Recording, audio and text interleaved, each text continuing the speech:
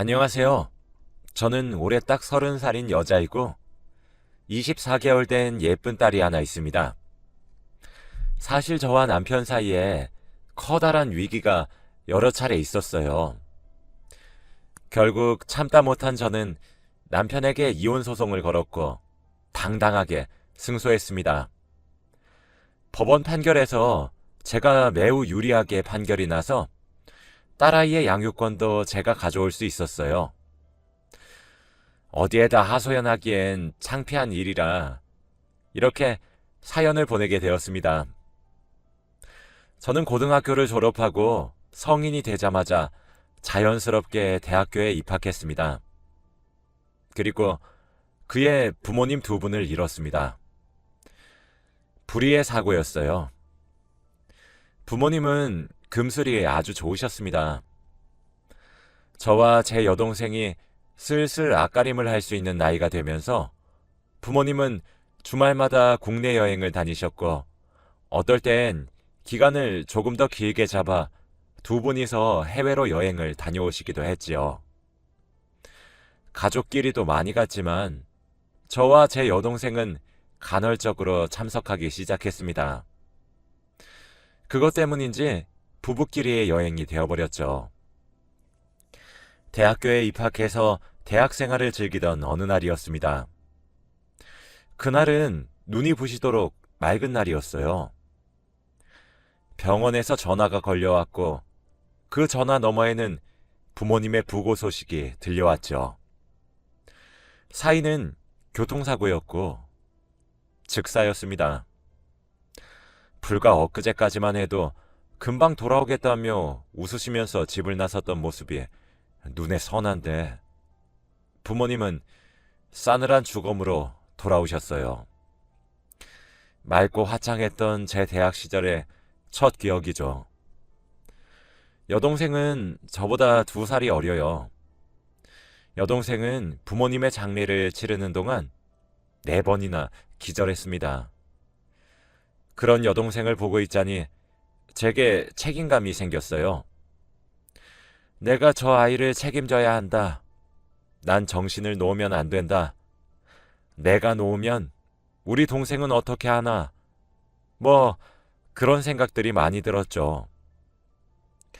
부모님의 사망보험금과 생전 가지고 계셨었던 재산들은 물려받았고 그걸로 저와 여동생은 세상을 살아가기 시작했습니다. 처음엔 제가 다니고 있던 대학도 자퇴하고 돈부터 벌려고 했지만 여동생이 그건 말리더군요. 자기 때문에 희생하는 언니 꼴을 보고 싶지 않다고 하면서 말이에요. 전 그렇게 휴학 없이 조기 졸업으로 대학을 졸업했어요. 죽자 살자 공부에만 매달렸습니다.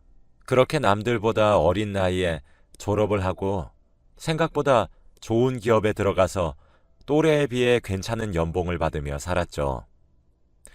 그 사이 제 여동생은 고등학교를 졸업해 대학교를 다니게 되었어요. 남겨진 저희 자매에게는 이젠 서로밖에 남지 않았기 때문에 참 애틋했습니다. 처음 부모님이 돌아가신 직후 부모님의 유산은 제가 여동생 몫까지 함께 관리했어요. 하지만 여동생이 사회생활을 시작하면서 저는 여동생에게 돈을 어떻게 관리해야 한다는 사실을 매일 가르쳤습니다. 이제 이런 것들도 여동생이 할 줄 알아야 하니까요. 동생과 저는 그렇게 알뜰살뜰 지냈죠. 가끔 부모님이 그리워질 때면 서로 부둥켜 안아 눈물도 흘렸고 서로에게 의지가 되어 주었습니다. 그러다 저는 지금 남편을 만나게 되었어요. 사실 남편과의 결혼 과정도 무척이나 어려웠습니다.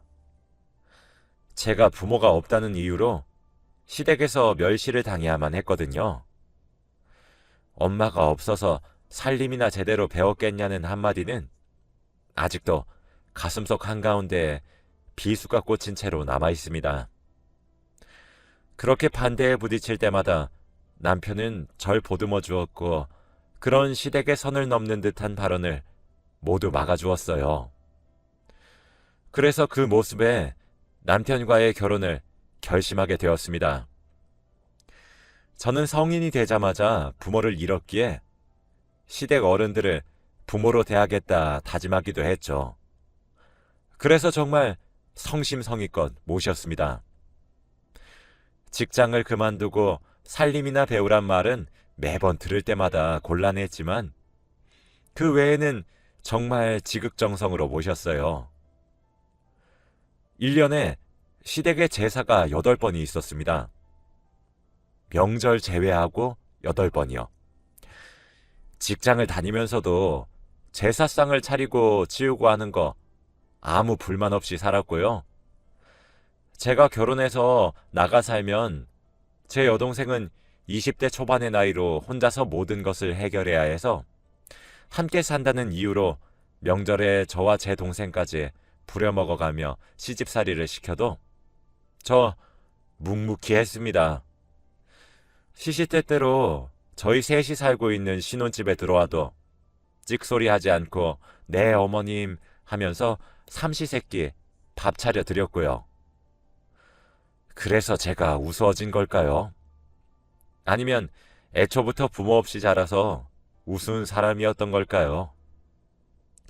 저보다 7살이 많았던 남편은 결혼 초반에는 우리 마누라 하며 제 말에 찍소리도 하지 못했던 사람이었는데 제가 임신을 하면서부터 태도가 아주 손바닥 뒤집듯 바뀌더군요.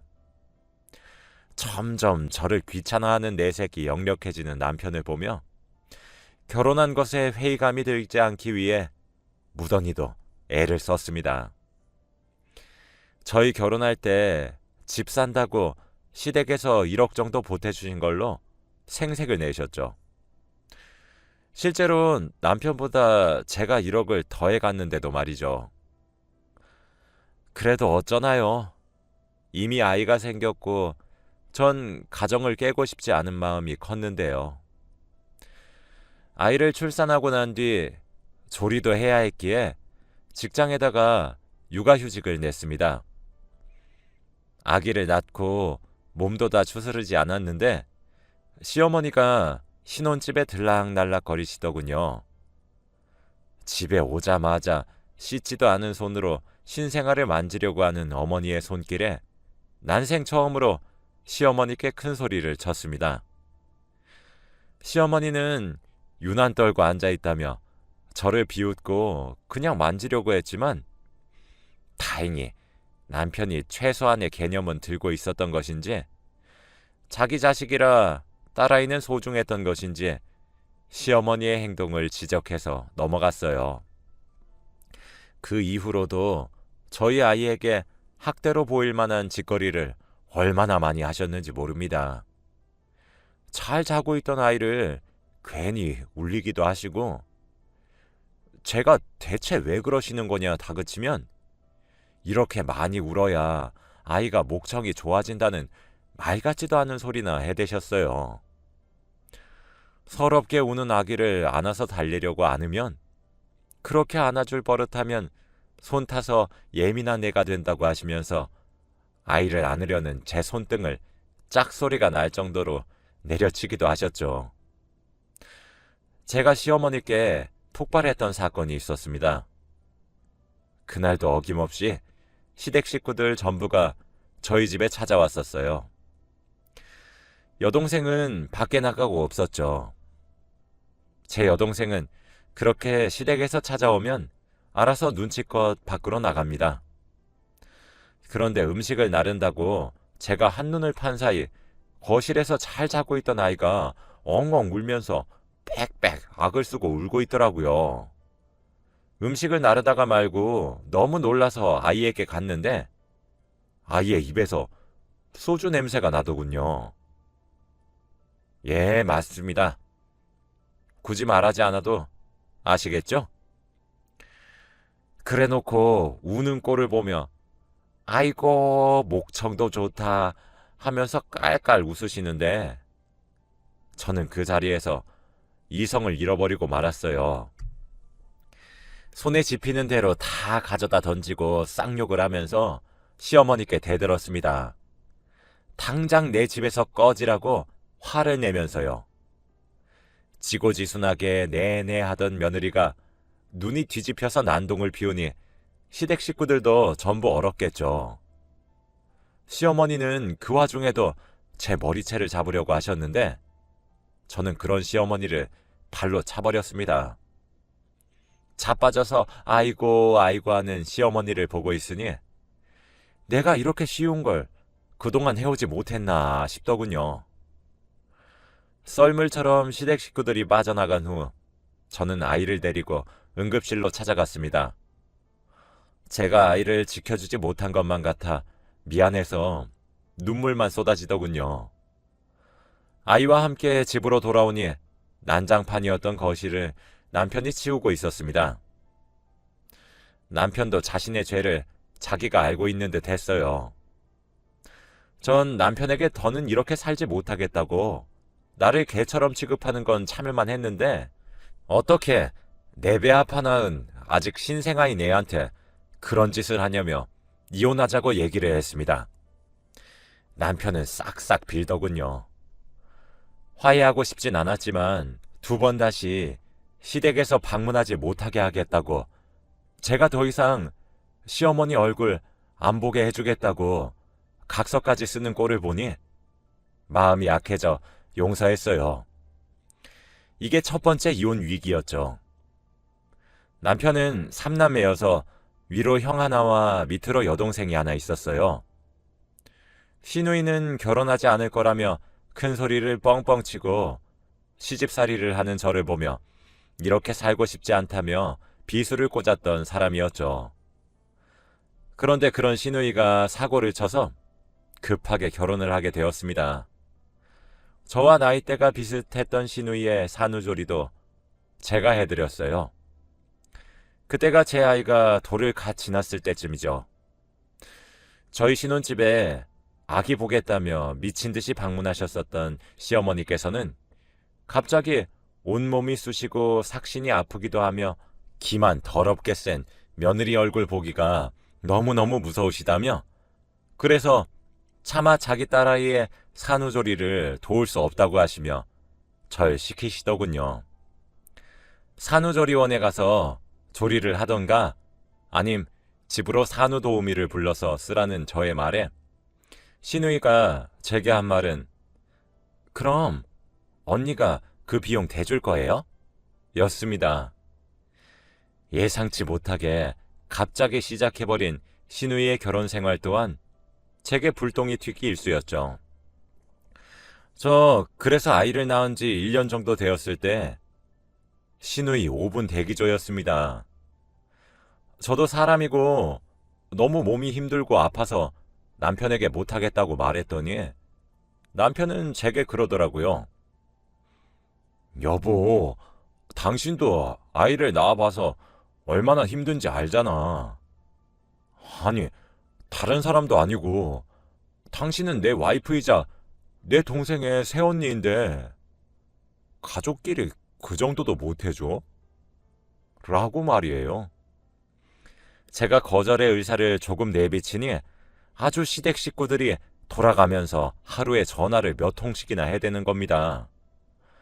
저 그래서 시누이에게 싫다고 말도 했어요.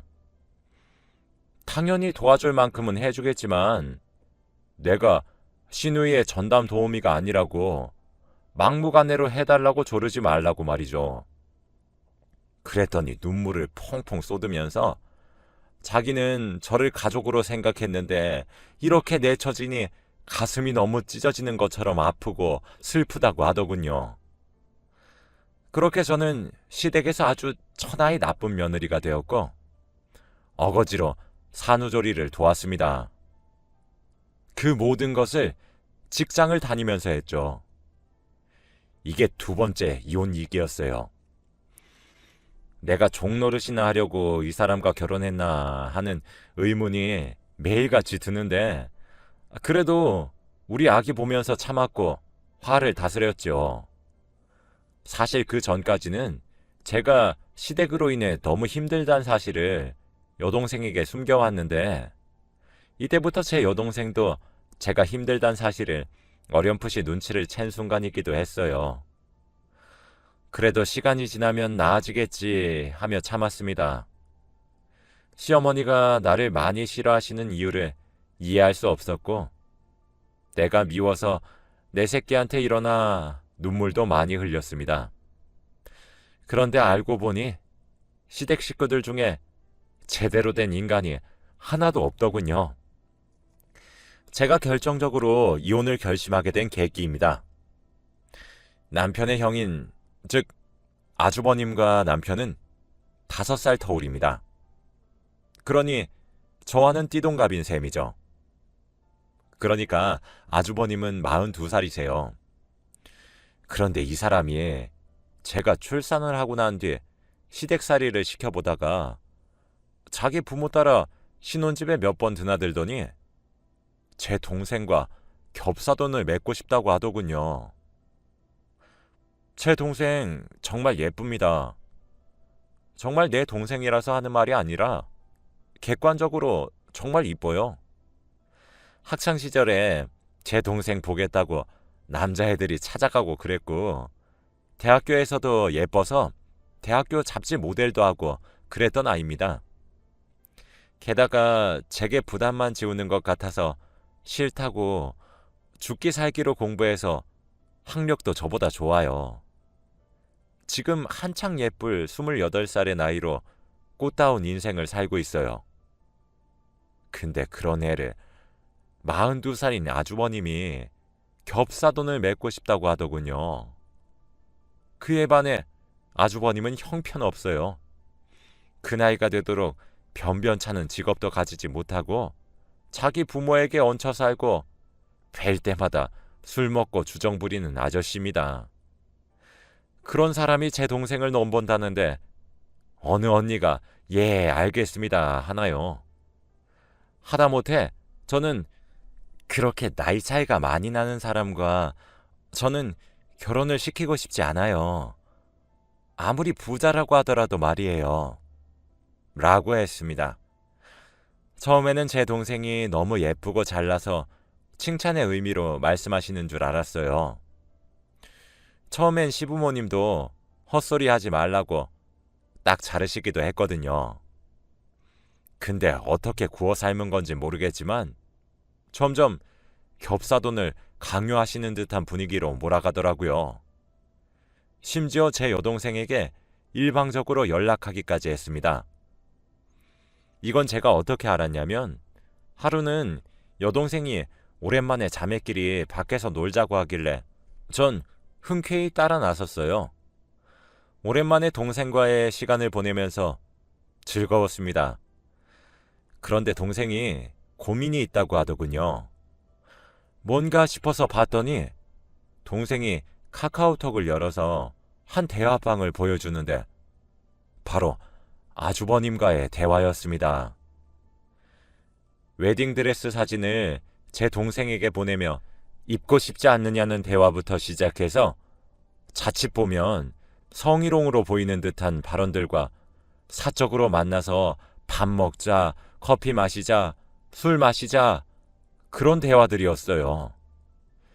제 여동생은 자신의 형부의 형인 사람이기도 하고 자기보다 나이가 14살이나 많은 어른이 그런 일방적인 카톡을 보내니까 요리조리 잘 빠져나가다가 이제 정말 빠져나갈 구실이 없다며 그제서야 제게 털어놓더군요. 저는 왜 미리 말하지 않았냐고 동생 등을 철썩철썩 내리치며 오열을 했습니다. 제가 정말 그동안 저를 마음에 들어하지 않으시는 시댁 어른들의 마음을 헤아리려고 노력했고 그 눈에 차고 싶어서 아등바등 살아왔어요.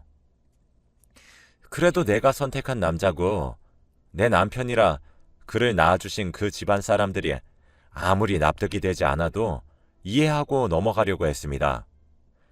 저를 하녀처럼 취급하는 것도 참았고 제 아이에게 술을 먹이신 것도 참았어요.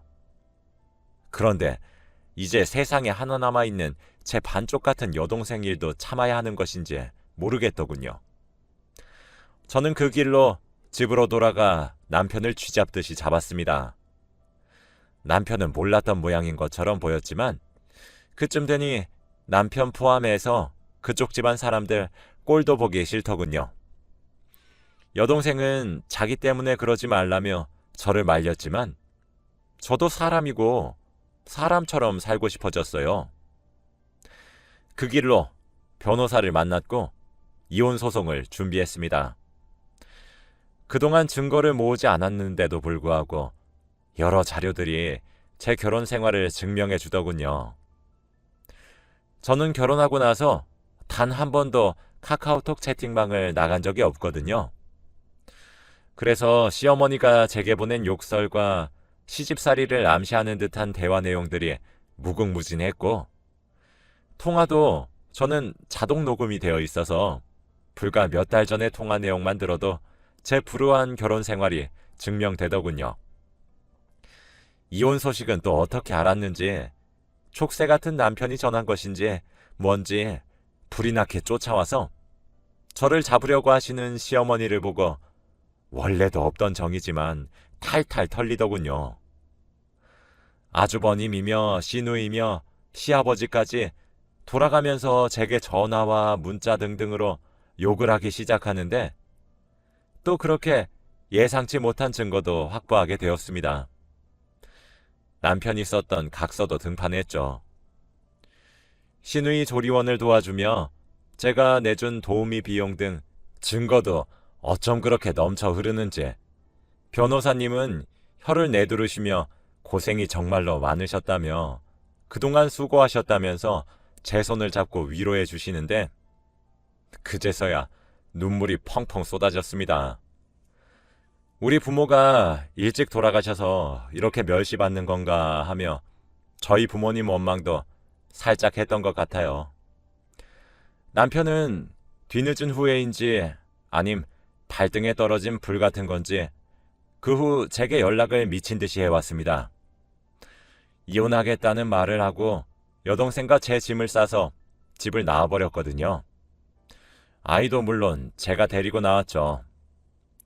법원에서는 다행히도 제 손을 들어주셨고 결혼을 할 때 물질적으로 제가 더 많이 준비했기 때문에 재산 분할도 제대로 받을 수 있었습니다. 그리고 시어머니의 부당한 시집살이로 인해 혼인 파탄이 난 것이 틀림없다며 정신적 위자료 명목으로 돈을 받을 수 있었고요. 아이에게도 주 양육자였던 제가 돌보는 것이 맞다는 판결이 나서 양육권도 제가 받을 수 있게 되었습니다. 이혼을 하고 나니까 알겠더군요. 저도 결혼하기 전 능력이 있었던 여성이었고 촉망받는 인재였으며 부모 없단 이유로 그렇게 천대받을 사람이 아니었다는 사실을 말이죠. 제 아이로도 모자라 여동생까지 위협을 받고 나서 정신을 차린 제가 멍청하게 느껴지기도 합니다. 재산 분할도 원활하게 이루어졌기 때문에 하루빨리 집을 정리하고 저와 여동생은 새로운 보금자리를 마련해서 살고 있고 여동생의 응원에 힘입어 현재 저는 복직을 준비하고 있습니다. 약 2년간 휴직이란 휴직은 다 끌었었기 때문에 조심스럽게 복직 신청을 희망했는데 다행히 회사 측에서도 흔쾌히 받아주셨어요. 남편은 뒤늦게 이혼 소송에서 패소를 하고 나서야 현실을 깨달은 것인지 제게 미안하다며 연락 오고 있는데 이것도 조만간 변호사님을 찾아가서 정리하려고 합니다. 아직 30살밖에 되지 않는 나이인데 우리 아이에게 편모 가정을 가지게 해준 것 같아 너무 미안하지만 우리 아이도 조금 더 크고 나서 제 결정을 존중해 줄 것이라고 믿고 있어요. 제가 잘 키울 테니까요. 이제 막 새로운 도전을 하게 되어서 많이 불안하기도 합니다만 생각보다 기분은 나쁘지 않고 오히려 좋습니다. 제 새로운 도전을 여러분들도 응원해 주셨으면 좋겠어요. 지금까지 제 긴 이야기를 들어주셔서 감사합니다. 요즘 코로나가 기승을 부리는데 다들 건강 조심하시길 바라고 오늘도 행복한 하루 보내시길 바랍니다.